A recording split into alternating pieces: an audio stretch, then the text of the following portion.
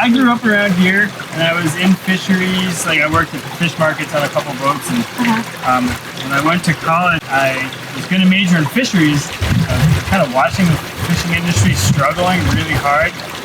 And then my roommate was on the aquaculture side of the program, and he kind of took me around and showed me what they were doing. And that's how I got into it, really. After college, I went up to Wellfleet and met all the farmers up there, and just kind of got into shellfish. I'm on the water, growing food, have a little more control of my environment than wild fisheries. So here we've got oysters and dogs. These are oyster seed. These are big ones. So those were spawned in February back at our hatchery over in Dennis. We're the longest running shellfish hatchery on the East Coast. I know, it's like 1960. Yeah. That's great. Yep. So those are big ones.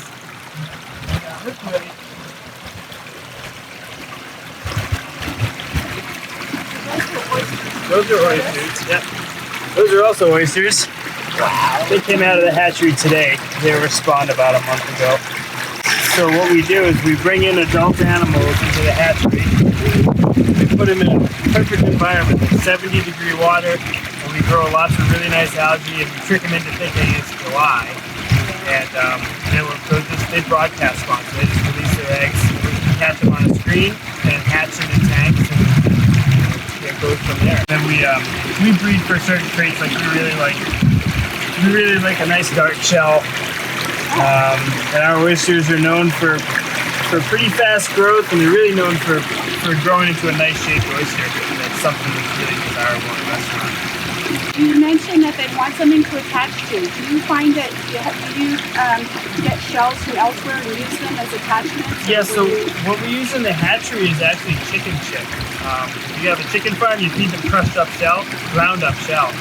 And what we do is we run it through a blender and run it on the screen so that the chip is the same size as the individual animal when they're setting, which is 200 microns or so. And that's how we get a nice single oyster. An oyster can live, average, it can live about 12 years if they're not eaten by something. I've definitely found some out in the wild that are clearly older than that. They'll, but on the farming cycle, it's about 2 years from spawn to when they're sold, and for clams, it's 2.5 to 4 years, depending on where they go. When you sell them, is somebody else growing them for a while and then harvesting, or are they? Primarily, yeah. We have farms in Barnstable, Wellfleet Harbor that we use to grow up to market size, but 90% of what we spawn gets sold to other farmers. There's about 250 farms on the Cape. We provide seed to about 80% of them. And then a handful up and down the coast. We go as far north as Plymouth. We have some customers as far south as Delaware. There's a screen on the bottom of every one. So basically we're pumping water right out of the pond. It comes up through the bottom of the screen. That way every animal gets a chance at nice fresh clean water. And then the wastewater goes out. And really they're cleaning it. They're eating the algae in the water. All that's going back is filtered seawater and a little bit of mud. That brings me to a couple of questions. So, how do they filter, and are they successfully filtering this water out here, either general, clean water, or at least water that's good for other species? So how they filter is probably show you as the shell opens, they have a series of gills that goes around the edge of the shell, and they just pull in water, and they have cilia, little microscopic hair that will pull pieces of algae out of the water and root it to their mouth. So that's how they eat. They're very simple creatures. They're just pulling single-celled phytoplankton out of the water.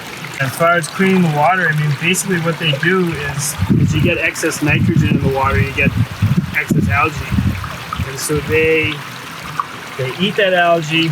And in doing so, they're removing nitrogen, and they're also allowing more algae to bloom, which in turn eats more nitrogen. And it just kind of helps, it clears the nitrogen out of the water. Without shellfish in the water, you'd have a big bloom from the nitrogen, and then when it couldn't bloom anymore, it would die. And and that's where you get the big problems with dissolved oxygen, crashes, and fish die off. What are their main predators besides us? Oysters, blue crabs, conch, green crabs when they're real small. Oyster drills, which are really beautiful little snails. They're kind of green, pointy, and they have a little purple door. They're beautiful, but they do some damage. You mentioned that you like to come here when you're not fighting the tide. How is your operation affected by tides? So everything that we do on the farm is intertidal, so we can only access it at low tide. And 90% of our customers are also intertidal, so they need their seed. They need their seed in a timely fashion so they can process it and get it out for low tide. It depends on the size. I'm actually doing counts on these big ones right now, so I'm getting about 15 to 25,000 of these big ones. The mid-sized ones, I haven't done a count in a while, but I'm gonna guesstimate there's about 150,000 in each one. The real small ones that I told you first, these are 1.5. So there's about 300,000 in this one. Those are smaller, so there's probably 500,000 in that one.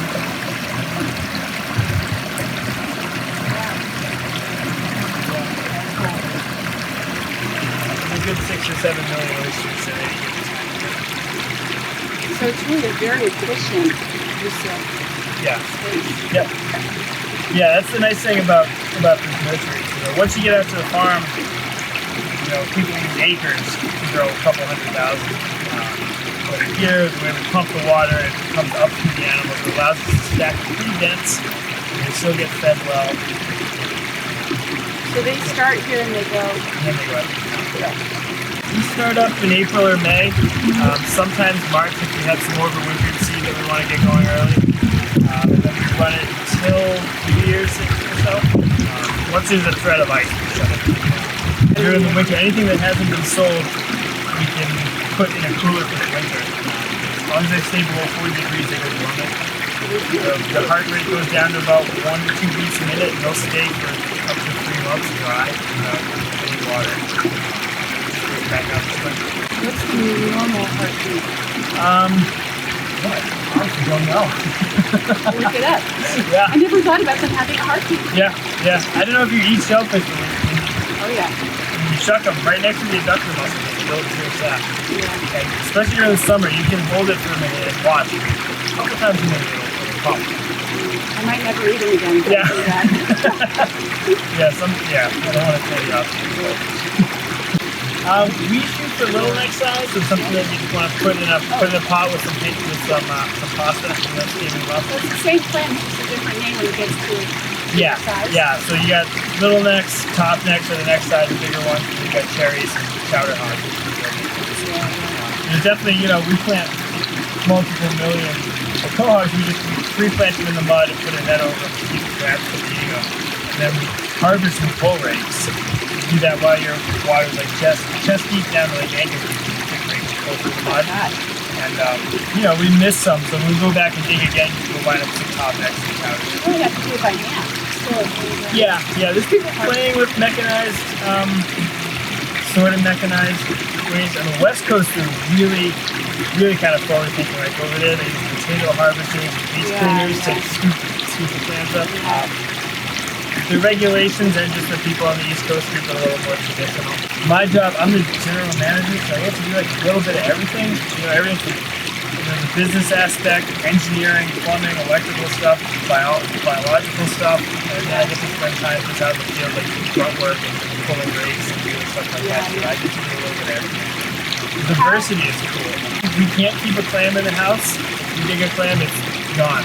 But oysters, in 1 week we'll sell 20,000, and the next week we'll sell some more.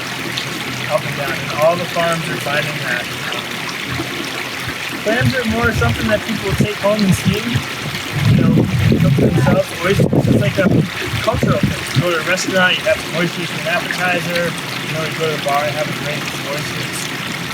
People are not doing that right now. It's hard to sell oysters. It's true. It's very true. When we go to the store, I kind of go, gee, I wish they would shop in for me. I'd buy 4 dozen right now. Yeah. I'm too lazy. I don't have the calluses built up yet to do it myself. So. It's tricky. I had grilled oysters are fantastic. So you're planning to stay here? Yeah. Oh yeah, definitely. Yep. Yeah, the water quality is good. Friendly neighbors. Yeah. Yeah. Okay. Well, thank you very much. Sure, my pleasure. Interesting. Yeah. Good for you.